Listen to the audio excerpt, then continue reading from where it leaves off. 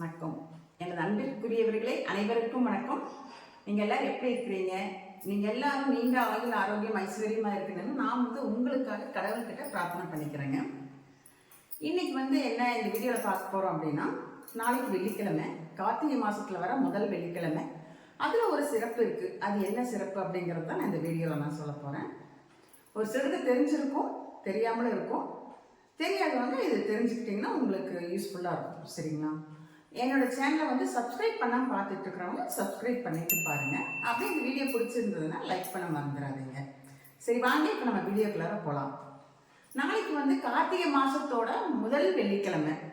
வெள்ளிக்கிழமை அப்படின்னாலே நம்ம மகாலட்சுமி தாயாருக்கு உகந்த நாள், அம்மனுக்கு உகந்த நாள், முருகருக்கும் உகந்த நாள் சொல்லுவாங்க.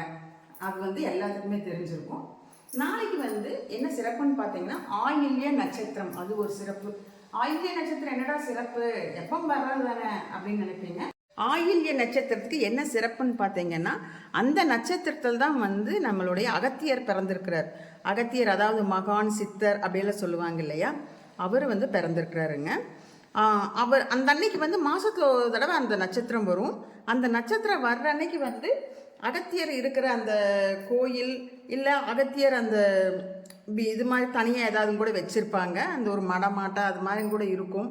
அந்த மாதிரி இருக்கிற அகத்தியர் இருக்கிற இடத்துக்கு நீங்கள் ஏதாவது ஒன்று உங்களால் முடிஞ்சது, இந்த அவரை போய் அந்த நட்சத்திரத்தில் அவர் பிறந்த நேரத்தில் போய் நம்ம கும்பிடும்போது இந்த மாதிரி ஏதாவது பன்னீர் ரோஸ், அப்புறம் 2 ஊதுபத்தி, இந்த மாதிரி உங்களால் முடிஞ்ச 2 ஊதுபத்தி, நல்லெண்ணெய்,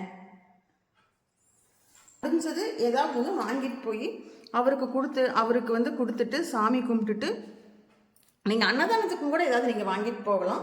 அவருக்கு அன்னதானம் பண்ணுறதுல ரொம்ப ரொம்ப பிடிக்குங்க. இப்படி ஏதாவது வாங்கி கொண்டு கொடுத்துட்டு அந்த அன்னைக்கு நீங்கள் சாமி கும்பிட்டுட்டு அவரை வழிபாடு பண்ணிட்டு வாங்க. கண்டிப்பாக நீங்கள் என்ன வேண்டுதல் வச்சு என்ன கோரிக்கை வச்சு பண்ணுறீங்களோ அந்த கோரிக்கை உங்களுக்கு கண்டிப்பாக நடக்கும். நாளைக்கு முழுவதுமே ஆயில்ய நட்சத்திரம் இருக்குது. உங்களால் முடிஞ்சதுன்னா கண்டிப்பாக போய் முயற்சி பண்ணி பாருங்கள்.